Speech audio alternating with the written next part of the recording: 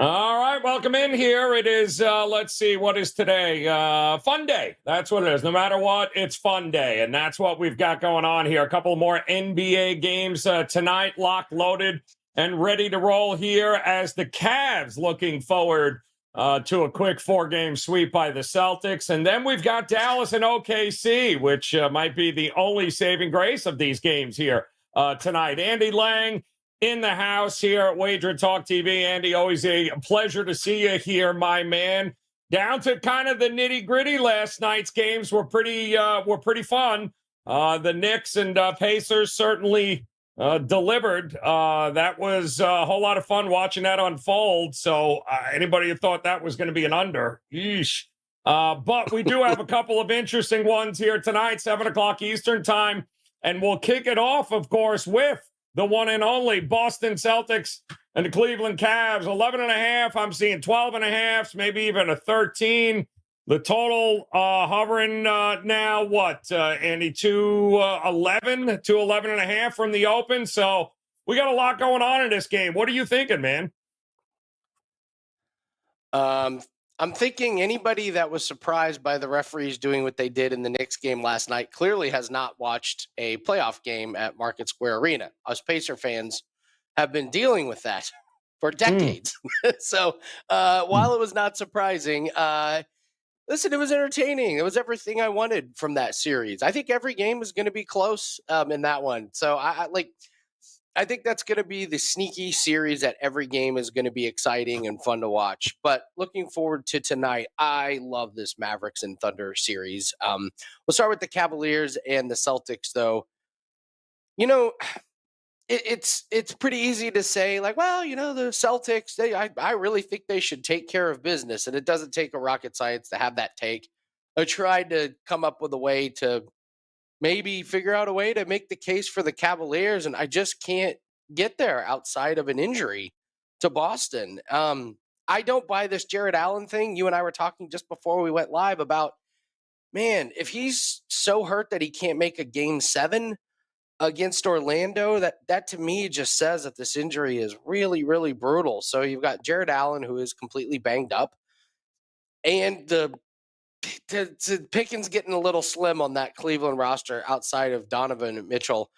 I like the way the Celtics on the perimeter match up, and honestly, it wouldn't surprise me at all if they just tried to. I don't think they're going to try and double team and take Donovan Mitchell out of the game completely. I think they probably do their switching with Derek White and Jaylen Brown, maybe even Tatum, probably not. But just kind of one of those things where you let Donovan Mitchell do his thing, and you let some of the other guys, you try and shut them down. Donovan Mitchell's point total is sitting here around 27.5. I kind of like the over on that one. I think the Celtics will be perfectly fine if he scores 35 points. Because I think they're going to let the rest of the team, or they're going to hold the rest of the team down. So I would not be too concerned with Donovan Mitchell and unders on this one. He was really good in the last couple of games of Orlando. And if you're Boston, let Donovan shoot the ball 30 times. They'll completely live with that. Jared Allen's numbers, the books clearly do not know what to do with Jared Allen. His points is 13.5. This is a guy that averaged over 17. I think the books are telling you we don't know how healthy he is. I would lean unders on Jared Allen. I'm just not sure he's going to be that effective, even with Porzingis not in there. I would be very, very concerned about trying to take an over on Jared Allen, even if he does suit up and play. Not really sure what you're going to get. I want to go to the rebounds and assists category. Jason Tatum, over 13.5. This is a guy that flew over the last 3 games of the Miami series, really asserted himself, 15, 16, and 17. He only had 11 in that crazy game where your Miami Heat team, Joe, could not miss from 3-pointers. So if they can't miss, it's pretty tough to have a lot of rebounding opportunities. I think he flexes his muscle here against Cleveland. And they have this number set at 13.5. Here he had 15, 14, and 15 against Cleveland this year. So he just barely snuck over this total. If there's a game you really want to lay the smack down, it's definitely game 1. And I think Boston comes out and handles their business. Another trend that I've really, really liked, if you like a team if you like a team to win, look at and if it's a team that starts off good, don't be scared of your quarter bets, especially the first quarter, and especially if you have a team that rides their starters throughout. We've seen the Denver Nuggets be terrible in the first quarter and in the first half throughout the playoffs. The Lakers were ahead. Obviously, the Nuggets have been ahead of those. It's a big number, -4. I wouldn't be too concerned about laying a -4. I think Boston comes out really, really strong, and they're not going to want to give Cleveland too many chances to get ahead. So I would look at some of these quarter bets. I think I'm going to be going back to the Minnesota Timberwolves at home in the first quarter. My guess is that's only going to be like -2. So you're getting one basket. So it's -1.4, but I would look at Cleveland to struggle, at least in the first couple games. Um, I don't know, Joe. You mentioned sweep. Maybe they can get one. I think two would be a pretty big victory for this roster. So, yeah, I think it's a pretty smooth sailing Cleveland series. Maybe they get Porzingis back. Maybe they just kind of sit him out and let him rest if things are going well. 3-point shooting in this series. Max Strus has started to come alive a little bit against Boston. He played against them 4 times this year. He went over this 1.5 made 3-pointers in 3 out of them. And it wasn't very good to start the series against Orlando. He had what do you have? 1-1-0-1. Started to shoot the ball a lot better, 4, 2, and 3. And maybe he gets a couple of open looks. Maybe garbage time counts on this one. But Max Strus is the one guy in this series that I think you could look at this 3-point shooting and take the over. Again, it's 1.5, which is what I really, really like. I think you might be playing. I dabbled my toes in the water with Sam Hauser and Peyton Pritchard props, and I really I regretted it because they just don't get the minutes mostly. This is a Boston team that rides their starters. So if you're looking at overs on the Boston Celtics team, I would not overthink it, and I would look at Jason Tatum and Derek White. It's not a really, really deep rotation. They're pretty set on their rotation, and those guys don't really play in garbage time. So even if it's a blowout, they kind of set their starters, kind of like what we saw in the Denver Minnesota. It wasn't like the 7th and 6th guys were playing there at the end of the game. It was the really, really deep bench guys there. So those are some looks at some of the props in the Cavaliers and Celtics series. Kind of like it here. Shout out to the chat. And yes, I understand that you're getting the vertical feed and not the horizontal feed, but it is Tuesday. And instead of stopping and starting all over again, we'll just deal with it here and get through this. Shout out to John Finley, Big Daddy in the house, Titan CT. All of you guys, Julio, always a pleasure to see you, catch you slipping in the house as well. And I am definitely on the same page with a lot of guys here joining us tonight here, Andy. I'm seeing a lot of team total under for Cleveland's. I'm seeing first half unders. I think 109.5 first half. Are we worried about, Boston having been a hot minute since they've actually been on the court? And, Boston of all teams knows, Andy, that it is a marathon, not a sprint. So I would imagine their goal here is to score enough goddamn points, win the game, and that's about it. I mean, I don't trust Cleveland in any way, shape, or form. They have scored 100 points in 3 of their last 12 playoff games dating back to last year. 2 against Orlando and 1 last year. Like, why are we thinking Cleveland is going to have this success offensively, Andy? I don't think a lot of us are. I do think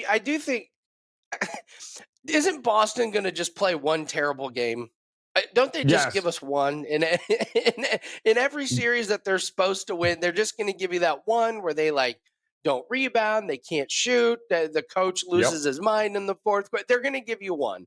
My Pacers are going to give you 2. They're going to give you 2 games where they go 1 of 38 from 3-pointers. These are some teams that we know this about. So I would say if you are on board with Cleveland and the team total unders, which why wouldn't you? I mean, some of these point totals against the Orlando Magic were, Joe, these games were 97-83, 96-86. And those were the games they won. Those are the games they played good in. I would say that if you're playing the team total, you need to stick with it.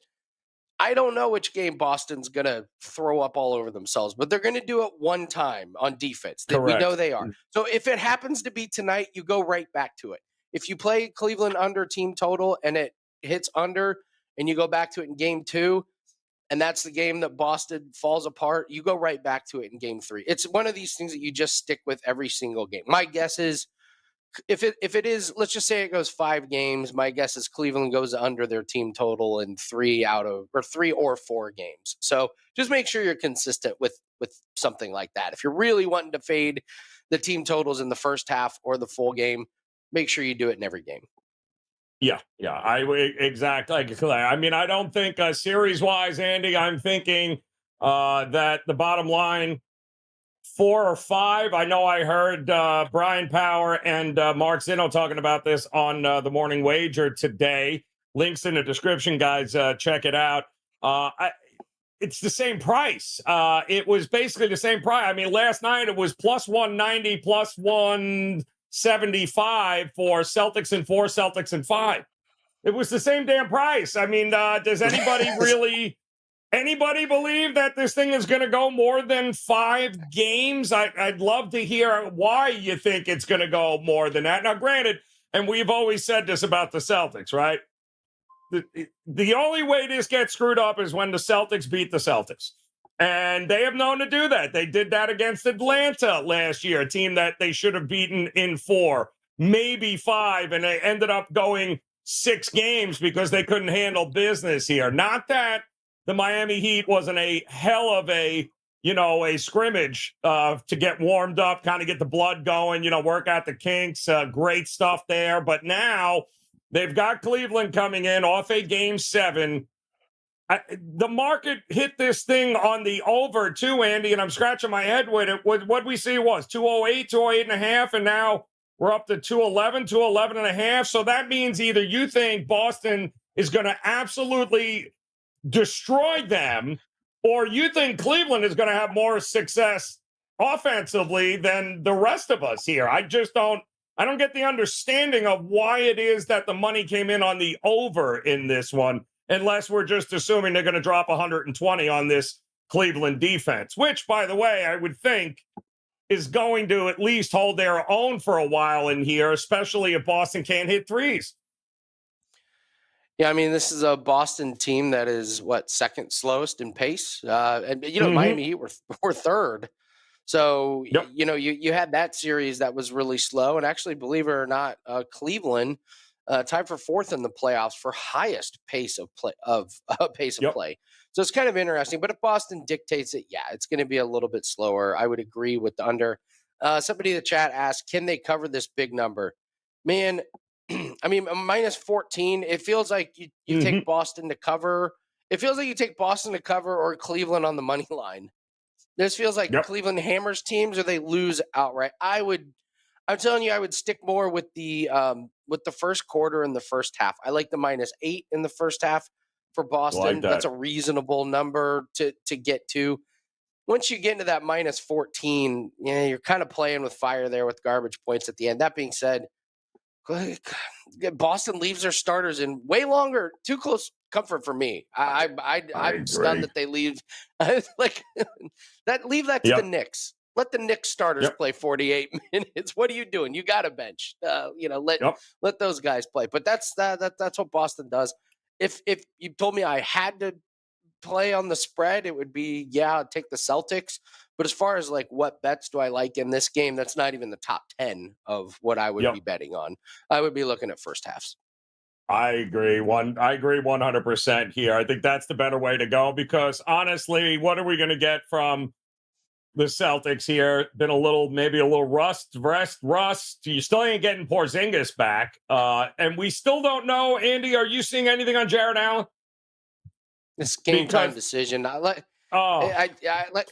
you and I were saying, if he couldn't suit up for a game 7, a potentially last game of the season, man, to me that just says a lot. Ribs, that's a lot of pain on the breathing, banging around bodies. I mean, that's such a tough one for Jared Allen. I was saying look at unders on his props because if he does play, it might be limited minutes.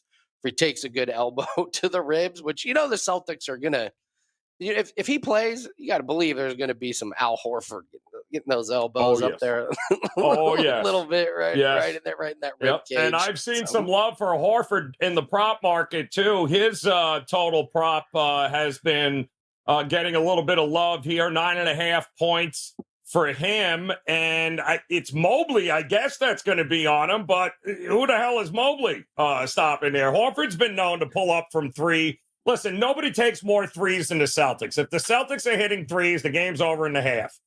If they're not, then this is going to be a lower scoring game. There's just no way around it here. So it's interesting to see which Celtics team shows up early in this game, Andy, and I'm kind of with you. I would target early. I see a lot of Derek White, too, showing up here. I would imagine he is going to be good for his usual, and as well as Tatum, right? I mean, Tatum's another guy who absolutely, was he ever under 30 against Miami? I think he was a point machine, and then that was it. And he usually got it in the first half and disappeared in the second half. Like he was over in his prop in the first half and didn't get anything in the second half.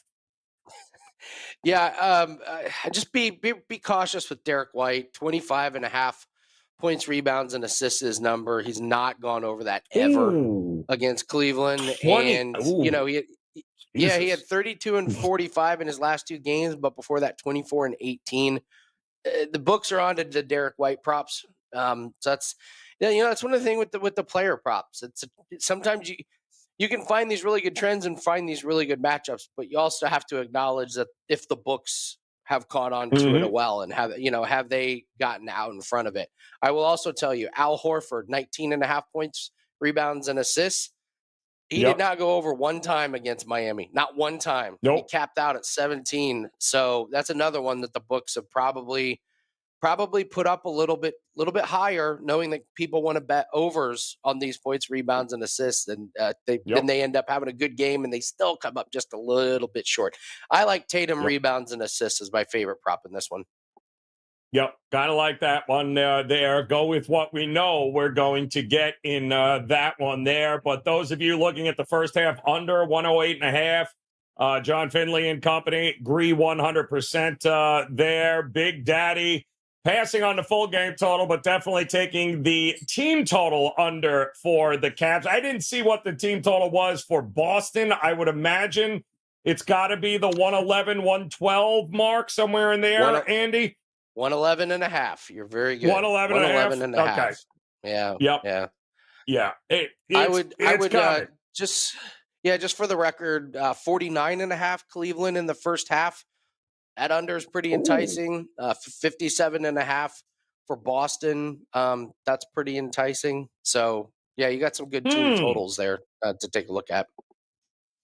Wow. Look at that. Chad Moody going, Andy, you just beat him to it there. So first half, love it in there. Loves your Tatum look as well. So I think we'll know quickly what kind of night it's going to be for the Cavs, but they might still be icing down from the series against Orlando, who is, listen, nobody's going to confuse them with, one of the offensive juggernauts of the year, but defensively, they can certainly beat you up. And it was a very physical series. So that's going to be your 7:00 game. Shout out to those of you guys joining us here today live. Don't forget to hit that thumbs up if you could here. A quick like would be much appreciated here. And we do have another game that we want to go over. And that, of course, is going to be the late game. And this is the series, Andy, that a lot of people have been looking forward to, with OKC taking on Dallas. 3.5, I think, still is what we're looking at here. This, too, was another total that got bet up through the roof. What are we up to? 218.5 now. Maxi Kleber is that's not a great injury for Dallas, because that lessens the depth. That's not great. But all in all, can Dallas win this game on the road in game one, Andy? So I've been wishy-washy on some series, and then I've really kind of had a pretty strong opinion on series, and I have a strong opinion. I think the Thunder handle business in this one. I think this is just too tough of a matchup for Dallas. And you brought it up. Maxi Kleber, like, listen, is Maxi Kleber going to decide the series whether he is in or out? I think he's good for a couple possessions. And this is a guy that played 22 minutes. And this is not a team like the Pacers that rolls 8, 9, sometimes 10 guys deep. This is a team that really, really needs those minutes. And that is all of a sudden a really, really big void. He was a guy that could stretch the floor a little bit. And so now what you have is you have guys like Daniel Gafford and Lively as your bigs trying to go up against Chet Holmgren. That is big advantage OKC. On the perimeter, you've got Luka and Kyrie, not exactly known for their defense. So you got to believe that SGA is going to get his, and Giddey is probably going to do well. What Dort did to Brandon Ingram last series, Joe, was criminal. I mean, yeah, they may have a mugshot of Dort in the Pelicans locker room for what he did to him. The Brandon Ingram unders was easily my best bet of that series. I kept riding it. I don't think he's fast enough to keep up with Kyrie, but he is a good enough matchup to muscle with Luka and just muddy up that perimeter. And you look at the depth of the Dallas Mavericks and you look at who's doing the scoring, and you've got PJ Washington as one of the last guys left scoring double digits outside of Luka and Kyrie. And that is a really, really big problem. They are so dependent on those two guys. And especially if you don't have Kleber out there, that doesn't give them at least a little bit of a 3-point threat. I think this is the Thunder all day. I think this is SGA's really coming out party, and just that lack of depth is really going to rear its ugly head against Oklahoma City Thunder, who can just constantly throw guys out there. Jalen Williams, all these guys, Aaron Wiggins can even come in and give you a good spark. This is just a team that can throw a lot of good young bodies. And Luka plays like he's not quite 100%. He's 90%, I would say, but he definitely is hobbled a little bit. And here's one thing Dort can do, and he can get under your skin. There's going to be at least 2 games where Luka goes for stretches where he's so pissed off at the referees and he's mad that he doesn't get a couple calls that he will take himself out of the game for a few minutes mentally. And I just don't think you can do that against the Thunder. I love the Thunder to win this series. If you want to go over some player props in this one, I mentioned him before. Aaron Wiggins has been a really, really good one. I know he's not on tops of everybody's list. Do you know Aaron Wiggins has gone over his points, rebounds, and assists in his last 9 games? It's only 8.5. This is a guy that has his set minutes. He comes in and he just gets you 10 points, rebounds, and assists, and the books leave it up at 8.5. You could even look at his rebounds and assists. They're only 3.5. This guy is 4, 4, 7, 5, 7, 6, 5, 5, 7. His minutes are set. He comes in off the bench. He's got his set rotation. And is Kyrie known for his great boxing out? No. Is he known for his amazing defense? No. So you got some really good value on some of these some of these other guys. I would look at Derek Lively. I think they're going to need him in this series. Gafford, I think, is going to struggle. I think Gafford's going to get kind of run off the court against Holmgren. I'm not sure what Gafford's contributions are. Like, I guess down low, trying to muscle his way into Holmgren. But Holmgren shooting threes, he's going to be able to get a lot of those way over Daniel Gafford. Gafford's not tall enough. Derek Lively is at least athletic enough to try and keep up and try and muscle him. So you could look at his points, rebounds, and assists. It's 15.5. He's had 22, 20, 15, 15, and 17 against the Clippers. I think they're going to need him. I think they're going to need his energy and athleticism. Kyrie over his rebounds and assists is a really good one. Last I checked, they did move it up to 10.5. Yeah. I don't like that move, but I would keep with it. Why? Because he's had 14 and 16 against OKC earlier this season in the regular season. In the playoffs, this is about what he's averaged, but this is a different matchup. So I like Kyrie over his rebounds and assists. I loved it a lot more at 9.5 as opposed to 10.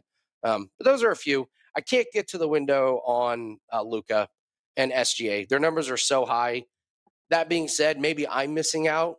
Jalen Brunson's just put up 40 points? How many games in a row? They can't put his point total high enough. So maybe I'm kind of missing the boat here. SGA's points is 28.5. But I really like the Thunder to get off to a good start. Spread's only -3.5. Again, I would look at the first quarter. I would look at the first half as the home team coming out really, really excited. This -3.5, I don't know if I would lay it for the full game because I think the games are close, but I do like the Thunder in the series. A lot of people like that Thunder. A lot of people thinking also, I can see in the chat room, we got some people thinking that maybe OKC has been a little bit undervalued in the market since the playoffs began as a number one seed. -120, Andy, I think I'm seeing for them in the series. It's a toss-up series. I mean, it's basically a pick 'em price in the series here, and home court has mattered. I'll say that. Home court has absolutely mattered in these playoffs here. I think it is going to matter here, and we all know OKC is going to get more home games than what Dallas is here. But Dallas is kind of at that point where they can ill afford anything else to go on. Are you worried, too, about Doncic? And it's not like SGA. I mean, he missed a bunch of games down the stretch, too. They're saying he's not 100%, but who the hell is 100% anymore at this particular point? I think it's going to be a fascinating game one. I ultimately think it's going to come down to the very end. I would be shocked if this thing lands under, Andy, unless I'm giving people too much credit for defense here. But I would imagine these two teams, they played a lot of overs in some monster games this year where defense was optional, correct? Yeah, it's tough to take away much from that Thunder series. I mean, the Pelicans were just done without Zion. They didn't give him anything. No, they didn't give him anything. I mean, credit to the Thunder. They did what they had to do, which is put their foot on their throats. And, you normally don't see that from a young team like that. But I watched every single one of those games, and they gave him nothing. They didn't give him an inch. Luka and Kyrie, obviously way better in the backcourt, but I still think the Thunder have enough weapons to throw at them. I mean, I do think every game's going to be close. It's going to be tough to see some blowouts, and I feel like the blowouts are where the overs go to die. So if I get a close game, where all these guys, all the main scorers are playing 40-plus minutes, you could have some fireworks there in the last minute. So I don't know if I don't think I have that big of a total on the Mavericks and Thunder. So I think, call me crazy here, but I think experience hasn't come into play for OKC just yet. I think it's going to come into play tonight. I think Dallas wins game one and sets the tone for this series and makes SGA and the younger guys here on OKC. And I'm not saying Dallas is going to win the series, but I'd be shocked if Dallas don't win this game. I don't know. Maybe I'm nuts. Everyone seems to love OKC, but I think Kyrie and Luka are absolutely going to be difference makers in this game. PJ Washington is playing on a level, but did anybody else catch the physicality and how they beat the living crap out of the Clippers? I mean, anybody who watched that game last night with Denver, right? The physicality that Minnesota is bringing to the table is screwing up Denver something fierce. That's exactly the kind of effort I saw from Dallas here. Am I right, Andy? Who did OKC play that could score and be that kind of physical on the boards, under the paint, in the game? I think this is going to be an eye-opening experience for OKC in this one. I would just point out that the Clippers started PJ Tucker and played him 20 minutes in that last game against Dallas. Mm-hmm. So, all right, Dallas didn't exactly have the toughest guy. They had Harden, who was checked out, Terrence Mann, so not exactly the toughest matchup.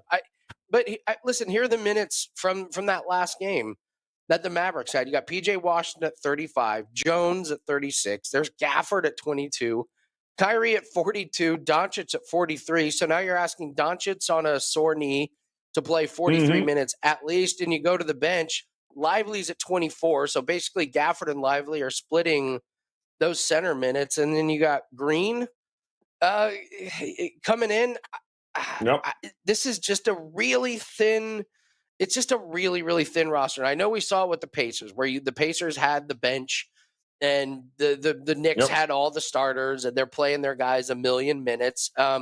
Yep. But I think it's a little bit of apples to oranges with that. First off, the Thunder are at home. Second off, the referees are not going to give the Mavs the same calls that they gave the Knicks last night. And I think this is just going to be a little bit too much for the Mavericks. I know that you depend on your stars in the playoffs. The Thunder have stars. The Mavericks have stars. If they somewhat cancel each other out, then give me those role players and those bench players all day for the Thunder. So, and I know somebody, Julio said, it's trying to be a fun playing little troll there in the chat room, saying what could go wrong. Everyone's on the Thunder. All the other kids from WagerTalk, the kids. We do need some kids around here, Joe, to lower the average age of the handicappers here. Well, we need the kids so we can fade their asses. That's what we need. Yes, bring them in there. I got no problem. Julio. If the kids, Julio, are all on the Thunder, you bet your ass I'm on Dallas here tonight. It just feels like this is going to be a fun one here. And if Luka and Kyrie are as good as we think they are together, because, by the way, they're only great together. When one's off the court, the other one sucks. I don't know if you guys noticed that. The numbers this year are hysterical with just Kyrie on the court by himself and no Luka. He's like minus 45 on a net. It's not great. And the same thing with Doncic. Much better when Kyrie is on the floor. Those two together, Lively's good to go. I think this is going to be a fun one here tonight between SGA and Luka and company. So do not miss this one here tonight. And by the way, we should just say, call me crazy here, Andy. I know there was some comments in the chat room about look how great Minnesota looks, and they do look good, but is what we've seen more an indictment on how good Minnesota is?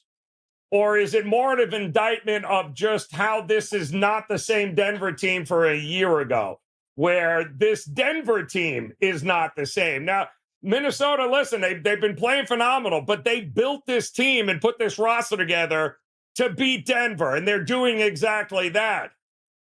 This Minnesota team, I don't think, is winning this series a year ago.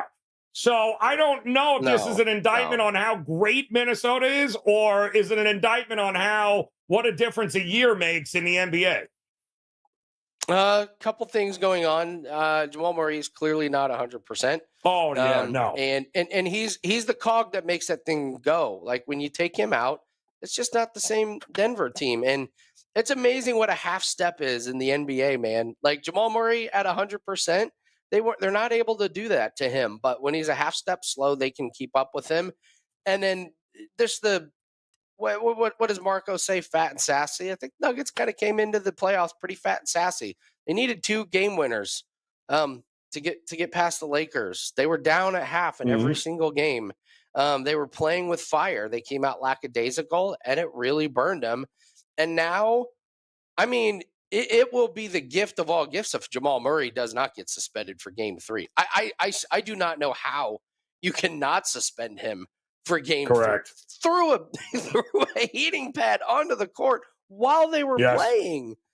Yes. I mean, that's a little bit different than like getting a tech at a ref, or like Mike Malone coming out and yelling at a referee. This guy threw a heating pad onto the court. How can the NBA, do this? Or they say, well, we screwed it up with the Suns and the Spurs way back when they suspended, what was it, Stoudemire for coming off the bench in that game. Maybe they say we're not gonna step in and affect that. We'll suspend him for 5 games starting next season, but there's a chance he does not play in game 3. But last year, no, they don't beat him. This year, you have Anthony Edwards taking the next step. Daniels defense, he's taken that next step into being one of the elite defenders in there. And I heard someone make a really good point. If you're preparing for the Timberwolves and you're basing your offense on having Rudy Gobert in there, did Minnesota actually catch him off guard by not having Rudy Gobert there? Because they did not have the big, slow,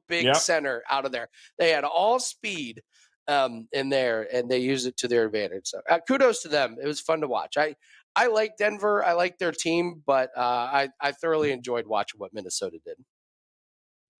Well, to your tale, if you don't think the Dallas defense is playing at an exceptional level and will be more physical than anything OKC has already seen this year, a la New Orleans, well, we're going to find out. We'll see how good it is because I have been nothing but impressed with what this Dallas defense has done after the All-Star break, and certainly thus far here against the Clippers here. In the meantime, I've seen OKC struggle all year long against the more physical defenses in the NBA. They are going to struggle. They did not have an issue with New Orleans screwing things up for them, except for game one, and they still couldn't steal it because they didn't have enough offense. I promise you, Dallas has got enough offense here. I think this is a totally different animal for OKC here tonight. One win. Hey, listen, if they pass this test, kudos to them. I don't think they pass it, though. I think this has got zigzag written all over it. And I'm taking Dallas to get it done first and foremost. And I'm not saying Minnesota's terrible. Don't get me wrong. Minnesota they're firing on all cylinders by far. Minnesota and Boston collision course?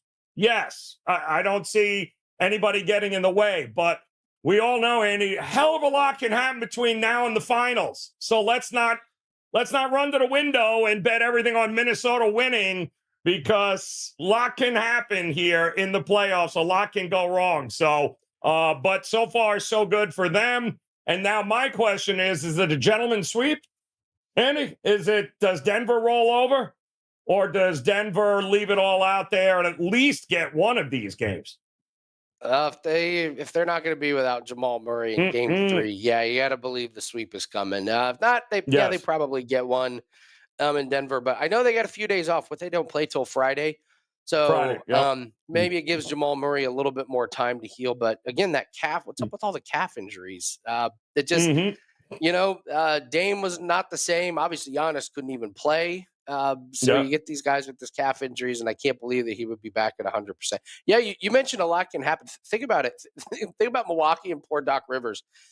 Yes. A week or so out from the playoffs, he's like, my 1-2 punch is Giannis and Lillard. He gets to the playoffs. He's like, now it's Middleton and Lopez. So yes, a lot can happen in the playoffs. Yes, sure. No, it's one slip one way or the other. It's like, good Lord.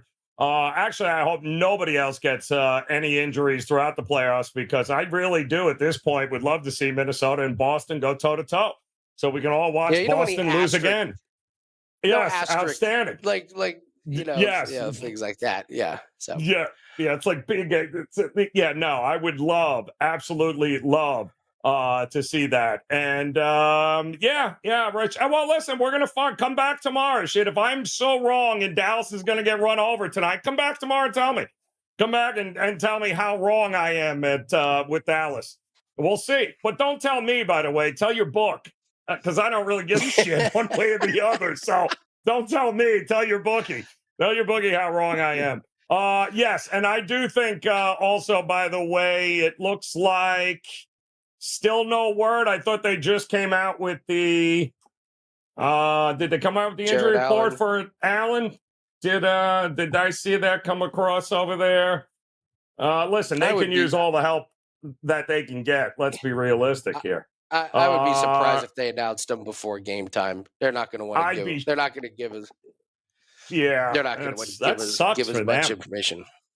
Yep, I mean that absolutely sucks. Yeah, absolutely, Cheshire. I agree with you 100%. All right, so we do bring out the brooms from Deshaun.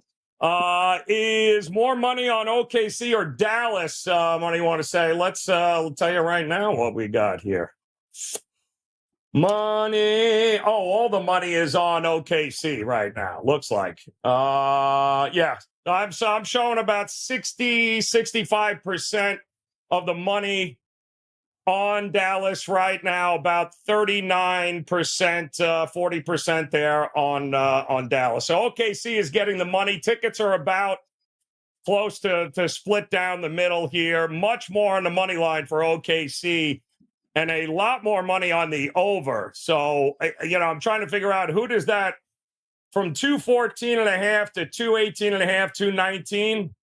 Boy, that's going to be interesting, Andy, isn't it? That's going to be real interesting because if this thing flies over the total, like the market thinks it's going to fly over the total, who are you focusing on prop-wise for points here? Just about everyone at that point? Unless you get one guy that's like responsible for it, like Right, like right. the game where Donovan Mitchell scored 50 and nobody else did. So Yes. yeah, those are hard. Yeah, you like to think everyone was involved in it, but yeah, it could be one of the.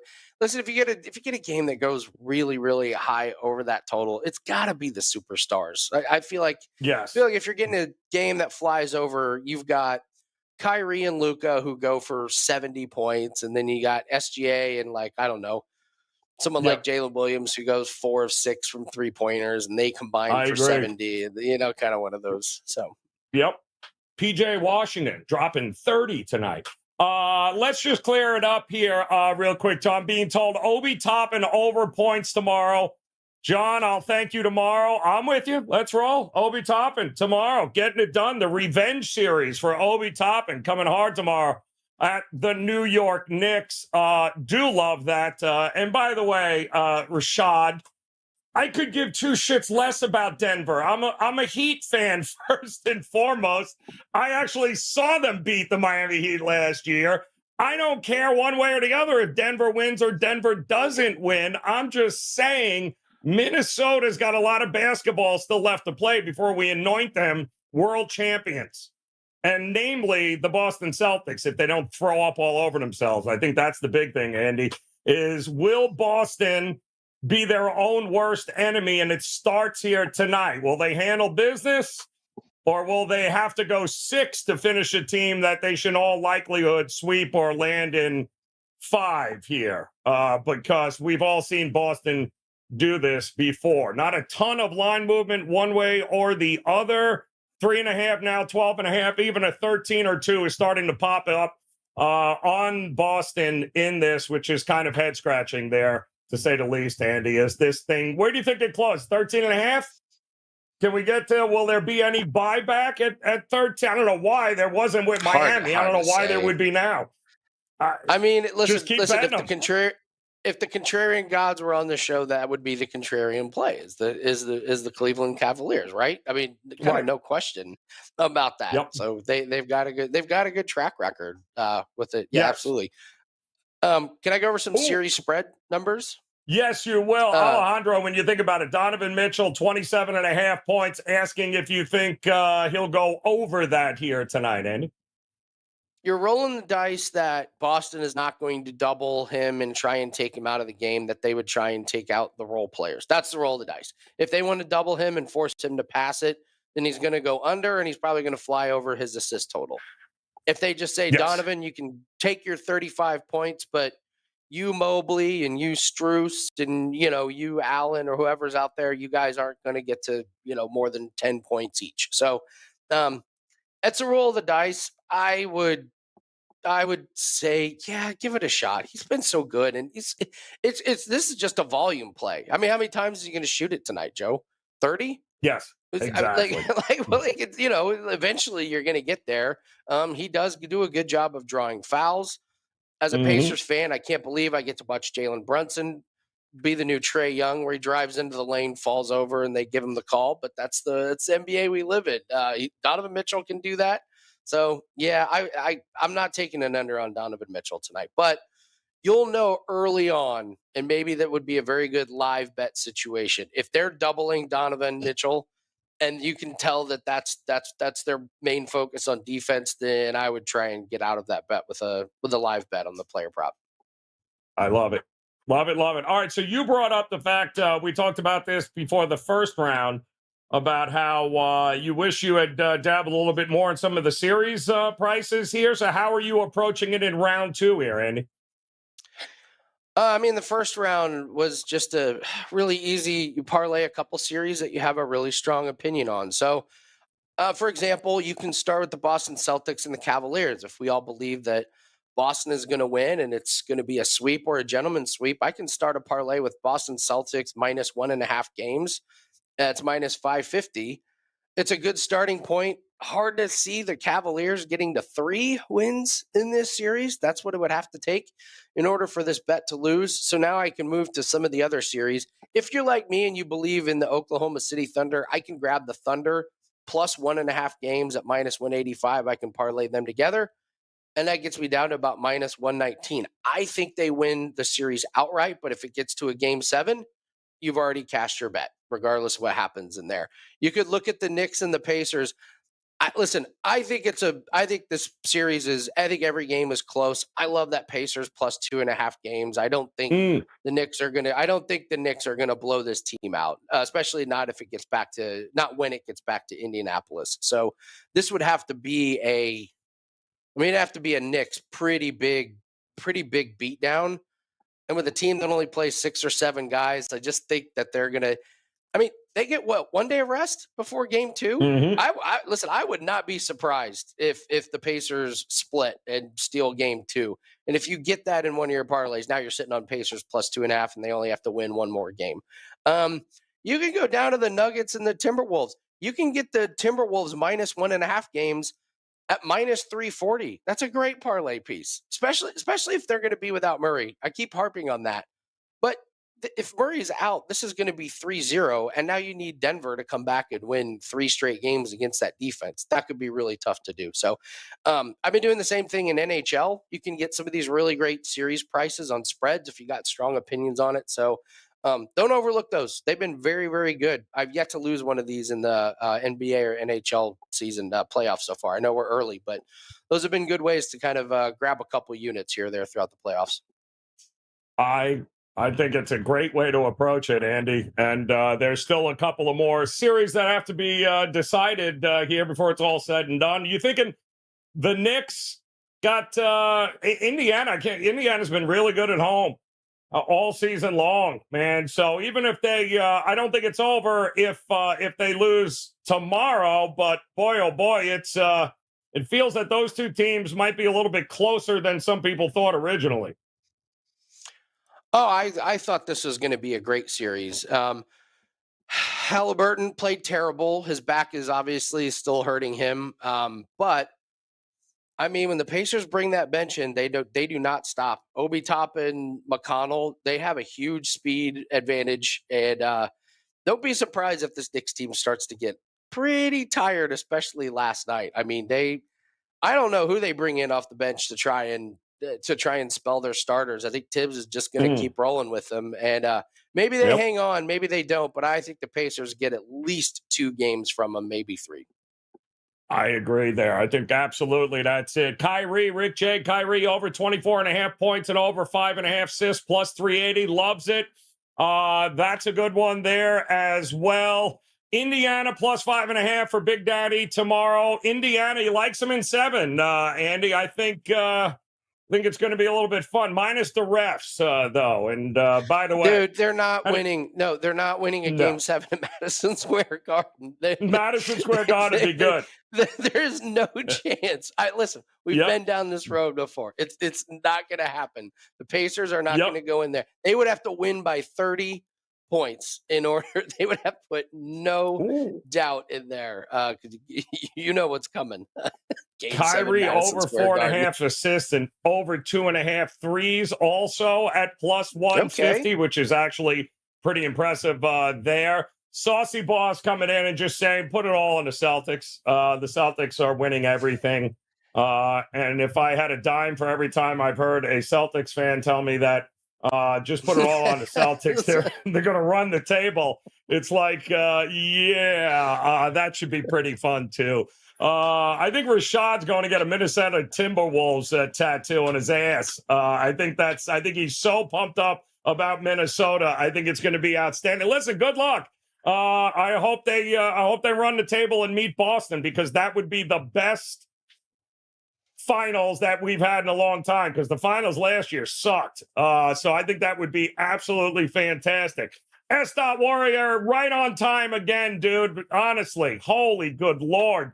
It's like, damn, dude, what clock you on? Asked Ward. He's showing up. He wants to know, where's Ayo? It looks like, what do we got? Pistons in 5. I think that's the call that we got going on there. Unbelievable. Guys, don't forget, hit that like button here. We certainly appreciate it. Should be actually a pretty good late night game here today with Dallas and OKC. Looking forward to that one. We'll have a big Friday show heading into the weekend. And Andy, what do you got locked and loaded over at WagerTalk for us here tonight? Big golf week. We've got a couple big weeks of golf. I know it's an NBA show, but we have a huge elevated tournament. And then next week is the next golf major of the year. So we've got a best bet up there. Number 1 in golf this year, 18-8 in golf bets. So even if you guys aren't big golf fans, it's a great way to get your bankroll built up. You can also still take advantage of the buy 7 days, you get 4 of them free. So you're going to get 11 days, less than $10 a day, and that's going to get you all MLB plays, NHL. We've got a UFC card that's really bettable this week. You get golf plays, and if you get it today, you get golf plays for this week and next week. That's the real beauty of wrapping over until next week. So NBA, NHL, we're having a really, really good 2024. Looking forward to bring in more units. You can check all those plays out. Andy Lang at WagerTalk.com. Yeah, there you go, guys. No reason not to get involved. Plenty of opportunities to make it one hell of a profitable evening. And S.Warrior, it's 4 o'clock Eastern time next time. 4 o'clock, my man. Come back and join us again tomorrow, and then we can all tell each other how wrong and how right we were. Should be absolutely a fantastic evening. Guys, best of luck with the plays here tonight. And Cheshire Cat, listen, I'm waiting. I got you. I hope you cash that ticket when it's all said and done. I hope you're cashing that ticket. And cash a few tonight while you're at it, guys. We'll see you again tomorrow for another NBA tip-off show. Until then, best of luck, guys. We'll see you.